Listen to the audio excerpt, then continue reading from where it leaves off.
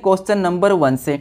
हमें question number 1 दिया है कि दिए गए प्रश्न आकृति को ध्यानपूर्वक अध्ययन करें और प्रश्नवाचक चिन्ह के स्थान पर कौन सी संख्या आएगी, ये प्रश्न पूछा है।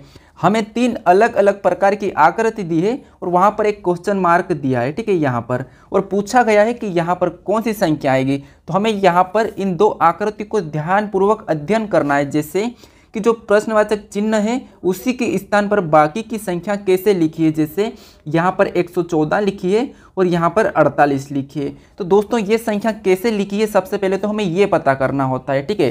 तो दोस्तों आप वीडियो को रोक लीजिए और खुद से भी सोल्व करें, ठीक है। चलिए हम इसको सोल्व करते हैं। जैसे सबसे पहले पता करते हैं कि यहाँ पर 48 कैसे लिखा।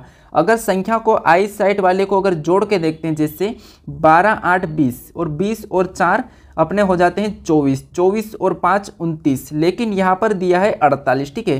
तो हम क्या कर सकते हैं, यहाँ पर जोड़ के तो नहीं ला सकते 48, हमें 48 पता करना है, ठीक है।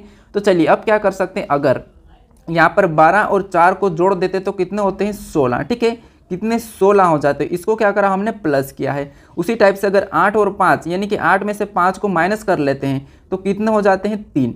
अब देखिए अगर इसका आपस में गुणा कर देते तो 16 तिरिया कितने होते हैं 48। अब हम ऐसा करें तो हमारे पास क्या है 48 और 48 यहाँ पर दिया है, ठीक है। चलिए सेम तरीका दूसरी वाली आकृति में लगाएंगे।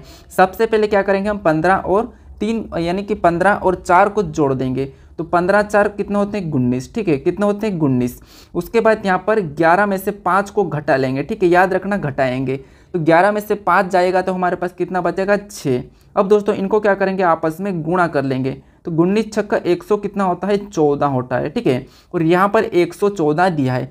अब दोस्तों याद रखना फर्स्ट आकृति और सेकेंड आकृति में सेम तरीके से हमारे पास जो संख्या है, ठीक है, उसी तरीके से यहाँ पर तीसरी वाली आकृति में भी संख्या आएगी। चलिए तो क्या करेंगे, सबसे पहले हम कर रहे थे कि यहाँ पर 18 और 3 को जोड़ेंगे तो 18 और 3 कितने होते हैं 21। उसके बाद इन संख्या को माइनस करेंगे तो 18 में से 12 को माइनस करेंगे हम तो कितना होगा यहाँ पर 6 हो जाएगा, ठीक है, कितना हो जाएगा 6। अब दोस्तों इनका आपस में गुणा कर देंगे, ठीक है, इसका आपस में गुणा करेंगे तो 21 6 कितने होते हैं 126 होते हैं, ठीक है, कितने 126। अब दोस्तों हम 126 ऑप्शन में देखेंगे तो ऑप्शन डी में दिया है तो ऑप्शन डी वाला हमारा सही जवाब होगा, यानी कि प्रश्नवाचक चिन्ह के स्थान पर 126 भरा जाएगा, ठीक है। चलिए बढ़ते हम क्वेश्चन नंबर 2 की ओर। क्वेश्चन नंबर 2 हमें दिया है, प्रश्न का है उस विकल्प का चयन करें जो दिए गए वेन आरेख का सही निरूपित करता है, ठीक है। यानी कि हमें यहाँ पर दिया है चिड़िया, उसके बाद पंखा और छत। तो हमें इसका वेन डायग्राम बनाना है कि चिड़िया और पंखा और छत का वेन डायग्राम कैसा बन सकता है, ठीक है। वही हमें कौन सा निरूपित कर रहा है वो हमें क्या करना है, ऑप्शन में से बताना है। तो चलिए सबसे पहले क्या करते हैं, जैसे चिड़िया और पंखा और छत दिया है तो देखिए इनका आपस में कोई रिलेशन है या नहीं, ये सबसे पहले देखते हैं। तो चिड़िया और पंखा का कोई भी रिलेशन नहीं है और पंखा और छत का भी रिलेशन नहीं है। भले ही पंखा छत पे लगा हुआ रहता है लेकिन कोई पंखा ऐसा भी होता है जो टेबल पंखा होता है, ठीक है, लेकिन पंखा एक इलेक्ट्रॉनिक चीज़ है, ठीक है। तो इसका आपस में किसी का भी आपस में कोई संबंध नहीं है। तो इसका मतलब क्या होगा, ये हमारी क्या हो गई चिड़िया का वेन डायग्राम, ठीक है, ये हमारा चिड़िया का हुआ। उसके बाद ये हमारा क्या हो गया, पंखा का हो गया। तो ये हमारा किसका हुआ है, पंखा का। उसके बाद ये हमारा किसका हो जाएगा, तो ये हमारा हो जाएगा छत का वेन डायग्राम, ठीक है। यानी कि तीनों की तीनों वेन डायग्राम कैसे बनेंगे, अपने अलग अलग बनेंगे। अब दोस्तों यहाँ पर इसका चेक करेंगे ऑप्शन में, तो इस टाइप का हमारे ऑप्शन ए में दिया है, ठीक है।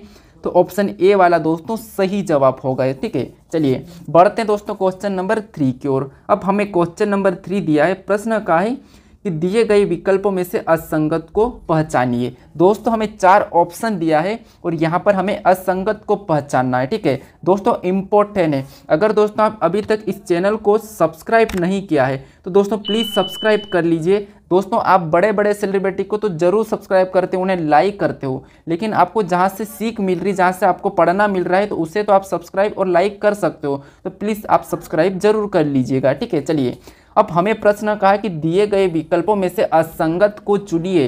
तो दोस्तों आपको क्या करना है, चारों विकल्पों को देखना है और आपको असंगत यानी कि सबसे अलग विकल्प कौन सा है यही पता करना है, ठीक है। तो हम क्या कर सकते हैं, ऑप्शन ए को देखेंगे तो ये क्या है 8 का वर्ग है, ठीक है, क्या है 8 का वर्ग है। उसके बाद इसको देखेंगे 36 को ऑप्शन बी में तो ये है 6 का वर्ग है, ठीक है, किसका है 6 का वर्ग। उसके बाद ऑप्शन सी को देखेंगे तो ये 7 का वर्ग है। उसके बाद ऑप्शन डी को देखेंगे तो ये 5 का वर्ग है।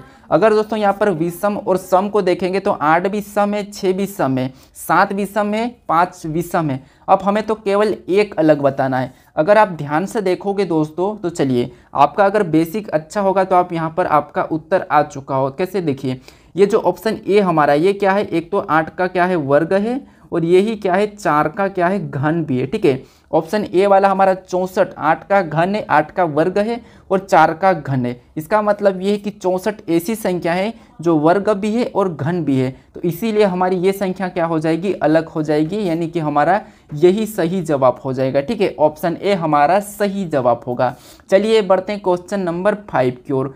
अब दोस्तों हमें क्वेश्चन नंबर 5 दिया है, यदि किसी सांकेतिक भाषा में होम को 0530 लिखा गया है तो इंडिया को क्या लिखा जाएगा। ठीक है, प्रश्न का है कि होम को अगर 0530 लिखा है तो इंडिया को क्या लिखा जाएगा, ये प्रश्न का है। ठीक है, इंपॉर्टेंट है दोस्तों, वीडियो को रोक लीजिए और खुद से सोल्व करें। चलिए तो हम सोल्व करते हैं। मैंने आपको मेरे हर प्रैक्टिस सेट में बताया है कि जब भी आपको लेटर का अंकों में दिया हुआ रहता है तो आपको क्या करना है, सबसे पहले अंक यानी कि लेटर को अंकों में कन्वर्ट करना है। जैसे यहाँ पर हमें दिया है एच और एच आता है 8 नंबर पे। ठीक है, कितने नंबर पे आता है, 8 नंबर पे। उसके बाद ओ दिया है, ओ 15 नंबर पे आता है। ठीक है, ओ दिया है तो ओ आता है 15 नंबर पे और एम दिया है तो एम आता है 13 नंबर पे। उसके बाद ई दिया है तो ई आता है 5 नंबर पे। ठीक है, ये सारे के सारे हमने इनके नंबर लिखे। देखिए क्या करा था हमने, जैसे एच आता है हमारा 8 नंबर पे, उसके बाद ओ आता है हमारा 15 नंबर पे, उसके बाद एम आता है तो एम हमारा 13 नंबर पे आता है और ई दिया है तो ई आता है 5 नंबर पे। अब दोस्तों हमें क्या बनाना है, इन संख्या को यहाँ पर 0530। अगर दोस्तों यहाँ पर ये 08 लिख सकते हैं, यहाँ पर 05 लिख सकते हैं। अगर इसका आपस में गुणा करेंगे तो 8 का 0 में करेंगे तो 0, इसका आपस में गुणा करेंगे तो 5 एकम 5, उसके बाद इसका आपस में गुणा करेंगे तो 3 एकम 3 और इसका आपस में गुणा करेंगे तो 0 ही। ठीक है, यानी कि हमारे पास क्या निकला है 0530 और यहाँ पर 0530 दिया है। तो अब दोस्तों हमें क्या करना है, इंडिया का भी लेटर पता यानी कि अंक पता करके उसका आपस में गुणा करना है। जैसे आई कितने नंबर पे आता है, तो आई आता है 9 नंबर पे, तो हम क्या करेंगे इसको 09 लिखेंगे। एन आता है 14 नंबर पे तो हम यहाँ पर 14 लिखेंगे। उसके बाद डी आता है 4 नंबर पे तो इससे भी क्या करेंगे 04 लिखेंगे। आई आता है 9 नंबर पे तो इसे भी हम 09 लिखेंगे और ए आता है 1 नंबर पे तो इसे भी हम 01 लिखेंगे। अब दोस्तों हम क्या करेंगे, सेम तरीके से यहाँ पर भी आपस में गुणा करेंगे। अगर इसका आपस में गुणा करेंगे तो 0 और यहाँ पर इसका आपस में गुणा करेंगे तो 4, इसका आपस में गुणा करेंगे तो 0, इसका आपस में गुणा करेंगे तो 0 और इसका आपस में गुणा करेंगे तो 0। यानी कि हमारा इंडिया का कोड क्या बना है, सेम तरीके से 04000, यानी कि 04000 ऑप्शन में देखेंगे तो हमारे ऑप्शन डी में दिया है, तो ऑप्शन डी वाला हमारा क्या हो जाएगा, सही जवाब हो जाएगा। ठीक है, इंपॉर्टेंट क्वेश्चन था, सीजीएल में पूछा था। ठीक है, चलिए बढ़ते हम क्वेश्चन नंबर 6 की ओर। अब चलिए दोस्तों हमें क्वेश्चन नंबर 6 दिया है कि दिए गए प्रश्न के विकल्प में संबंधित शब्दों को चुनिए। जैसे दोस्तों भूटान का थिम्पू से संबंध है तो हमें बताना है इंडोनेशिया का। ठीक है, इंडोनेशिया का हमें बताना है संबंध। तो अगर दोस्तों आपको थोड़ा सा जीके अच्छा है तो आपको ये पता होगा कि भूटान का थिम्पू से कैसे रिलेशन है। ठीक है, चलिए कैसे है, जैसे भूटान की राजधानी क्या है, थिम्पू है, तो चलिए आपको क्या बताना है यहाँ पर, इंडोनेशिया की राजधानी। अब दोस्तों अगर यहाँ पर दिया है बगदाद, तो बगदाद क्या है, तो बगदाद है ईरान की राजधानी। ठीक है, किसकी है, ईरान की, ये किसकी है, ईरान की। उसके बाद यहाँ पर आगे दिया है बीजिंग, तो बीजिंग किसकी है, तो बीजिंग है चीन की। ठीक है, बीजिंग किसकी है, चीन की राजधानी। यहाँ पर टोक्यो दिया है तो ये किसका है, जापान की राजधानी। ठीक है, किसकी है, जापान की, ये याद रखना। उसके बाद हमारा सही जवाब क्या होगा, इंडोनेशिया की राजधानी हमारी क्या होगी, जकार्ता। ठीक है, क्या होगी, जकार्ता। तो ऑप्शन सी वाला हमारा क्या होगा, सही जवाब हो जाएगा। जैसे भूटान की राजधानी थिम्पू से संबंध है, उसी प्रकार इंडोनेशिया की राजधानी हमारी जकार्ता से संबंध हो जाएगी, तो जकार्ता हमारा सही जवाब होगा। चलिए बढ़ते हैं क्वेश्चन नंबर 7 की ओर। अब दोस्तों हमें क्वेश्चन नंबर 7 दिया है कि दिए गए कथन के अनुसार निम्नलिखित में से सही निष्कर्ष का चयन करें। ठीक है, यानी कि हमें यहाँ पर कथन दिया है, जैसा कि कथन क्या कह रहा है उस टाइप से उसके बारे में निष्कर्ष क्या कहा है, यही हमें बताना है। अगर निष्कर्ष कथन के बारे में गलत कहा है तो हम उससे क्या मानेंगे, गलत मानेंगे। अगर निष्कर्ष उसके बारे में सही कह रहा है तो हम सही मानेंगे। सबसे पहले पता करते हैं कि ये निष्कर्ष कथन के बारे में कह रहा, ठीक है, यही हमें इस प्रश्न में सोल्व करना है। तो चलिए सबसे पहले कथन को देखेंगे। कथन पहला है हमारा कि यहाँ पर सभी कारें जीप है। कथन जैसा कहता है वैसा हमें मानना रहता है, ठीक है। तो कथन कहा है कि सभी कारें जीप है, मतलब ये जो क्या है, कार है, ये हमारी कार है। कार का मैं सी प्रतीक लेता हूँ। और ये सभी की सभी कार मतलब कारें क्या है, जीप है, मतलब ये जीप के अंदर आ जाएगी, ठीक है। सभी की सभी है तो ये क्या हो जाएगी, जीप के अंदर आ जाएगी और ये हमारी जीप हो गई और जीप का मैं जे मानता हूँ, ठीक है। चलिए उसके बाद यहाँ पर दूसरा वाला दिया है कि सभी जीप 4 पहिया है, ठीक है। जो जितनी भी जीप है वो क्या 4 पहिया है, तो हम क्या करेंगे, सारी की सारी जीपें 4 पहिया के अंदर आ जाएगी। तो हम यहाँ पर 4 पहिया, 4 का मतलब मैं यहाँ पर भी CH मान लेता हूँ, ठीक है। क्या मानता हूँ इसका मैं, CH। अब ये समझिए कि C का मतलब कार और J का मतलब जीप और CH का मतलब 4 पहिया, ठीक है। मैं यहाँ पर मानता हूँ CP मान लेता हूँ, ठीक है, यानी कि 4 पहिया, ठीक है। चलिए अब हमें निष्कर्ष इसके बारे में क्या कहा है ये पता करना है। तो सबसे पहले हम देखेंगे, जैसे अगर निष्कर्ष पहला कहा है कि सभी 4 पहिया कारें हैं। अब दोस्तों सभी 4 पहिया कारें हैं ये प्रश्न पूछा है, तो दोस्तों कार सभी मतलब सभी कार 4 पहिए हैं, लेकिन सभी 4 पहिए कार के अंदर नहीं है, ठीक है। देखिए 4 पहिए के अंदर कार है लेकिन कार के अंदर 4 पहिए नहीं है, तो इसीलिए हमारा ये वाला क्या हो जाएगा, गलत हो जाएगा, क्योंकि इसने कहा है कि सभी 4 पहिया कार है, लेकिन यहाँ पर सभी कार 4 पहिया दिख रही है, ठीक है। चलिए अब पहला वाला हमारा क्या हुआ है, गलत हुआ है। अब दूसरे को देखेंगे तो दूसरा है कुछ 4 पहिया जीप है। अब दोस्तों यहाँ पर अगर सारी की सारी यानी कि सारी की सारी जीप 4 पहिया है तो कुछ तो होगी। जहाँ पर सारा दिया है वहाँ पर कुछ 100% होगा, ठीक है, क्योंकि जब सारा दिया है तो कुछ तो होगा ही। अगर पहला वाला भी हमारा कुछ में जाता तो हमारा वो भी सही हो जाता, लेकिन वहाँ पर सभी 4 पहिया कार बताया तो वो गलत हो जाएगा। लेकिन हमारे यहाँ पर कुछ 4 पहिया जीप है तो वो सही है, यानी कि हमारा निष्कर्ष दूसरा वाला सही कह रहा है। अब दोस्तों ऑप्शन में देखेंगे तो केवल हमारा निष्कर्ष कौन सा अनुसरण कर रहा है, तो केवल हमारा 2। ऑप्शन में देखेंगे तो ऑप्शन हमारे सी में दिया है, तो ऑप्शन सी वाला हमारा क्या हो जाएगा, सही जवाब होगा, यानी कि केवल निष्कर्ष 2 अनुसरण कर रहा है, ठीक है। चलिए तो ऑप्शन सी हमारा सही जवाब होगा। बढ़ते हम क्वेश्चन नंबर 8 की ओर।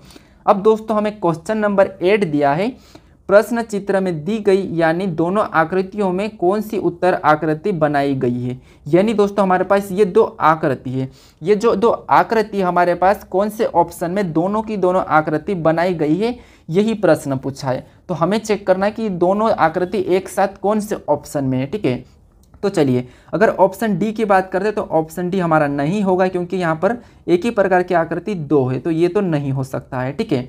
अब ऑप्शन डी की बात करते तो हमारे पास ये डंडा एक्स्ट्रा दिख रहा है, इसका मतलब ऑप्शन सी भी नहीं हो सकता। अब ऑप्शन डी में देखेंगे तो हम सीधी लाइन तो सिर्फ एक है, लेकिन हम ये वाला गोल यहाँ पर नहीं पकड़ पा रहे हैं, तो यही वाला ये भी ये गलत होगा। अब ऑप्शन ए हमारे पास बचा है, तो यहाँ से हमारी पहली वाली आकृति बनी है और यहाँ से अगर यूँ बनाएंगे तो हमारी दूसरी आकृति बन जाएगी, ठीक है। तो यानी कि ऑप्शन ए ही में हमारा क्या होगा, ये दोनों की दोनों आकृति संगीत है, ठीक है। तो हमारा ऑप्शन ए क्या हो जाएगा, सही जवाब होगा, यानी कि दोनों आकृति हमारी ऑप्शन ए में बनी है, ठीक है। चलिए अब बढ़ते हैं हम क्वेश्चन नंबर 9 की ओर। दोस्तों क्वेश्चन नंबर 9 दिया है, प्रश्न कहा है, देखिए प्रश्न जैसा कहा है वैसा ही सोल्व करना है। जैसे प्रश्न कहा है कि दी गई आकृति में त्रिभुजों और लंबवत रेखाओं की संख्या ज्ञात करें, ठीक है। तो दोस्तों आपको क्या करना है, एक तो त्रिभुजों की संख्या भी बताना है और लंबवत की संख्या भी बताना है। अगर दोस्तों आप इसमें से अगर त्रिभुज की संख्या काउंट करोगे तो ज़्यादा समय लग सकता है, अगर आप लंबवत की संख्या को काउंट कर लोगे तो आप जल्दी आंसर बता सकते हो। जैसे अगर लंबवत की बात करते तो 1 2 3 4 5, टोटल लंबवत संख्या कितनी है, 5 है, और ऑप्शन में केवल बी में ही दिया है, तो हमारा बी क्या होगा, सही जवाब होगा। लेकिन हम त्रिभुज को भी गिन सकते हैं। जैसे आपको इतना पता होगा कि जब इस वाली आकृति में हम त्रिभुज काउंट करते हैं तो क्या करते हैं, इसे काउंट करके 1 2 3 4 इसे काउंट करके इस 4 का क्या करते हैं, डबल करते तो 8 हो जाती है। यानी कि इस वाले डायग्राम में हमारी कितनी होती है, 8 होती है, ठीक है। तो इस डायग्राम में 8 होती है, तो यहाँ पर हमारी क्या हो जाएगी, चलिए यहाँ पर हमारी 8 हो जाएगी, यहाँ पर भी 8 हो जाएगी, यहाँ पर भी 8 हो जाएगी, यहाँ पर भी 8 हो जाएगी। एक हमारी ये होगी, एक हमारी ये होगी, ठीक है। तो टोटल कितनी होगी, 8 1 8 8 2 16 8 24 8 24 32 33 34, यानी कि टोटल आकृति हमारे कितनी गिना चुकी है 34। अब अगर दोस्तों ध्यान से देखोगे तो यहाँ पर एक आकृति और बनी होगी, जैसे 1, उसके बाद 2, उसके बाद 3 आकृति हमारी कहाँ से बन रही है, यहाँ से बनी है त्रिभुज की, ठीक है। उसके बाद ऊपर से देखेंगे तो 1, उसके बाद 2, उसके बाद 3 और 3 इधर से भी बनी। तो इन सभी को जोड़ लेंगे तो हमारे पास टोटल कितने होंगे 36 और 6, ठीक है। 36 3 यहाँ पर 34 3 कितने हो जाते हैं 37 और 37 3 40। टोटल त्रिभुज कितने हैं तो 40 है, ठीक है। और लंबवत रेखा कितनी है 5 है, तो हमारा ऑप्शन बी ही उस टाइप से सही है, ठीक है। मैंने आपको त्रिभुज भी काउंट करके बताया और लंबवत रेखा भी, ठीक है। तो ऑप्शन बी वाला हमारा सही जवाब हो जाएगा। चलिए बढ़ते हैं क्वेश्चन नंबर 10 की ओर। अब दोस्तों हमें क्वेश्चन नंबर 10 दिया है कि निम्नलिखित आकृति के लिए दर्पण छवि चुनें। हमें दोस्तों यहाँ पर एक आकृति दी है, इसकी दर्पण छवि कैसे बनेगी ये पूछा है। तो दोस्तों एम एन रेखा दी है, ठीक है, यानी कि इसकी दर्पण छवि नीचे बनेगी। कैसी बनेगी, नीचे बनेगी। तो हमें नीचे वाली ही पता करना है। जैसे अगर इसकी दर्पण छवि में बनाता हूँ तो कैसे बनेगी, जैसे जो ऊपर का हिस्सा है वो नीचे चले जाएगा, यानी कि कुछ इस प्रकार का, ठीक है। यहाँ पर क्या हो जाएगा, गोल हो जाएगा, यानी कि ऊपर का हिस्सा क्या हो जाएगा, नीचे चले जाएगा। और नीचे के हिस्से कुछ इस प्रकार के हो जाएंगे, जैसे ये वाला, ठीक है। कैसे, ये वाला, इसमें ये सेम लगेंगे, यहाँ पर भी ये सेम लगेंगे, ठीक है। अब इस टाइप का हम ऑप्शन में देखेंगे तो हमारे पास ऑप्शन कहाँ पर सी में मैच हुआ है, ठीक है। कहाँ पर, सी में। देखिए अगर ऑप्शन ए की बात करते हैं तो ये हमारा काला नहीं है, लेकिन हमारे यहाँ पर काला था तो यहाँ पर भी काला ही होना था, तो इसीलिए ऑप्शन ए नहीं हो सकता। ये उस वैसी ही इसकी है आकृति, तो ये ऑप्शन बी नहीं होगा। और यहाँ पर दोनों की दोनों ऊपर वाले काले हैं तो ऑप्शन डी नहीं होगा। तो हमारा सही जवाब क्या हो जाएगा, ऑप्शन सी दोस्तों, ठीक है। अगर आपने ऑप्शन सी को चुना है तो आपका सही जवाब है दोस्तों। अब दोस्तों आज के लिए इतना ही दोस्तों। अगर अभी तक आप मेरे चैनल को सब्सक्राइब नहीं किया तो प्लीज़ सब्सक्राइब कर लीजिएगा, ठीक है।